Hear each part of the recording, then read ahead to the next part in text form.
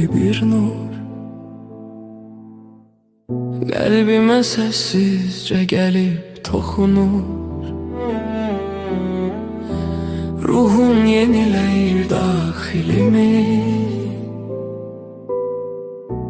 Dağılır qaranlıq, aydınlıq olur. Göylərdən gələn sevinç axır ruhuma. Sən doldurursan məni sülünlə, nurunla.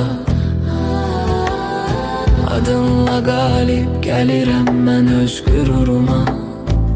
Gəl ya Rəbb hər an ehtişamınla. Sənin kəlamında dirçəlir canım.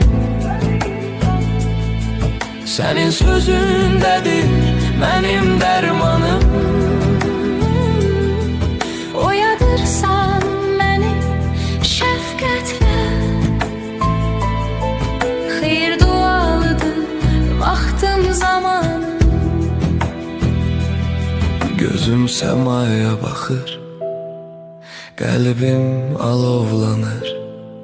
Sənin şöhrətin içimdə canlanır. Ey yüce Rabbim, həmd və şükür sənə. Sənin mərhəmətin qəlbləri işıqlandırır. İsa'nın adı əbədi həyat verir.